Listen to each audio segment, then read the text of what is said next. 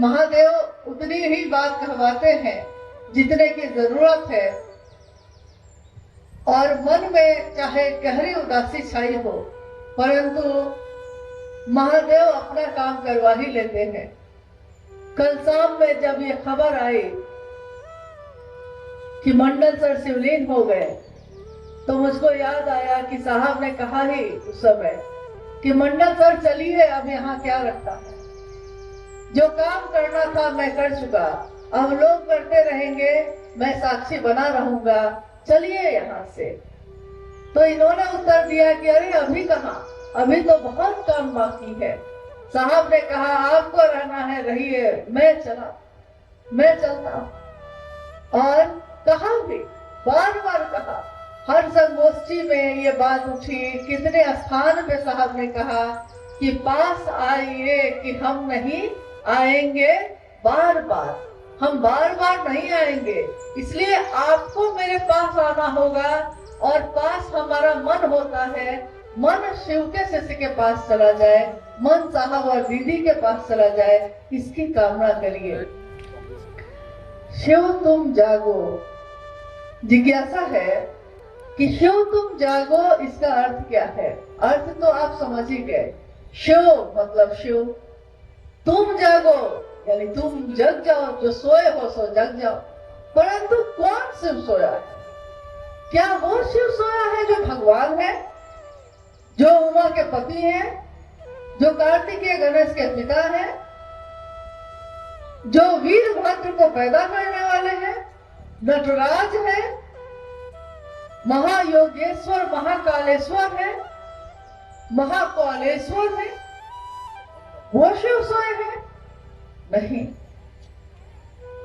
शिव का ज्ञान दाता स्वरूप जगह है, दान दाता भी जगह, परंतु दान दाता स्वरूप से लेने वाले बहुत लोग हैं।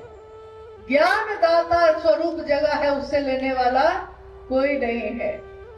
साहब ने एक बार एक कहानी कही कि एक पिता बहुत विद्वान थे, शिक्षक थे, बहुत विद्वान थे। उनके 3 पुत्र थे, 3 बेटे थे।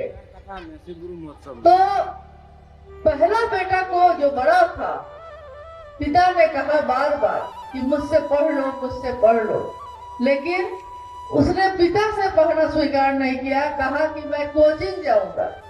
कोचिंग जाने लगा। दूसरा बेटा भी स्कूल कोचिंग करने लगा, लेकिन अपने पिता से नहीं पढ़ेंगे। उसको विश्वास नहीं था कि मेरे पिता कैसे पढ़ाएंगे। जब कोई ज्यादा नजदीक होता है तो वो कद्र करना छोड़ देता है, तो उसको लगा कि मेरे पिता कैसे पढ़ाएंगे, तो उसने भी नहीं पढ़ा। तीसरे बेटे ने, जो सबसे छोटा था, उसने कहा पिताजी मुझे पढ़ाइए, और उसके पिता ने उसको पढ़ाना शुरू किया। पिता विद्वान थे, शिक्षक तो थे ही, बहुत अच्छे शिक्षक थे।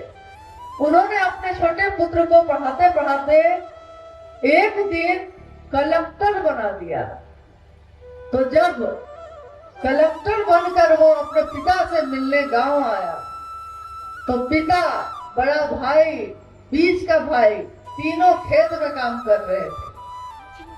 पुत्र, जब तीसरा पुत्र आया गांव में, तो पीले रंग की बत्ती लगी हुई थी, चारों तरफ से अंगरक्षक बॉडीगार्ड से घिरा हुआ था, और अपने पिता को खोजते हुए खेतों पे पहुंचा। फिर पिता को लेकर, भाई लोग को लेकर अपने घर आया। पिता काफी प्रसन्न हुए, बहुत खुश हुए। अब बड़ा पुत्र और जो बीच का पुत्र था, वो पिता से लड़ाई करने लगा। उसने कहा पिताजी आपने बेईमानी की, आपने मुझको नहीं पढ़ाया, मजले को नहीं पढ़ाया, छोटे वाले को पढ़ा के विद्वान बना दिया, कलेक्टर बन गया वो, और हम लोग क्या कर रहे हैं, खेत में किसानी कर रहे हैं, हमको क्यों नहीं पढ़ाया?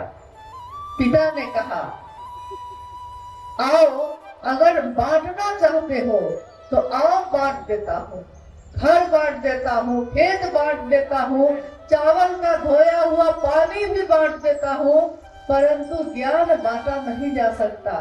सामान बांटा जा सकता है, ज्ञान बांटा नहीं जाता। जब तक तुम लेना नहीं चाहोगे मैं तुमको दे नहीं सकता। गुरुमुख होना यानी गुरु के तरफ मन का उन्मुख होना। जब तक मन उन्मुख नहीं होगा तब तक कितनी भी अच्छी बात होती हो, कोई बोलता हो, आपके मन में वो प्रवेश ना करेगा। कोई बोल रहा है, आप सुन नहीं रहे, आप आपस में बात कर रहे हैं, तो बात जब करिएगा तो आपस की बातचीत में आप उस व्यक्ति की बात को सुन ही नहीं रहे हैं जो आपसे कुछ कह रहा है। जब आपका मन ही नहीं टिकेगा तो कितना भी अच्छा शिक्षक हो, स्वयं जगत गुरु शिव भी आ जाए और हमारा मन उनके तरफ उन्मुख ना हो तो वो भी हमारे अंदर ज्ञान नहीं दे सकते। इसलिए शिव के शिष्यों को अपने गुरु शिव के तरफ उन्मुख होना होता है। मन में जो शिव सोए हैं, ये ज्ञान दाता जो रूप है शिव का वो सोया हुआ है। मां नीलम आनंद जी ने ये कहा, शिव तुम जागो, मेरे मन में जो शिव सोया है वो जागो, आपके मन में जो सोया है वो जागो। शिव खुद में जगे हुए हैं, ज्ञान भी देने के लिए जगे हुए हैं। हम लेना चाहेंगे तभी दे सकते हैं। पात्र होना चाहिए, ज्ञान लेने वाला कोई होना चाहिए। गुरु नाम के हीरे मोती मैं बिखराऊं गली गली, ले ले कोई लेने वाला आवाज लगाऊं गली गली। गुरु नाम का हीरा मोती है, बिखराया जा रहा है गली गली, लेकिन कोई लेना चाहेगा तभी ले सकेगा, नहीं लेना चाहेगा तो आप जबरदस्ती नहीं दे सकते।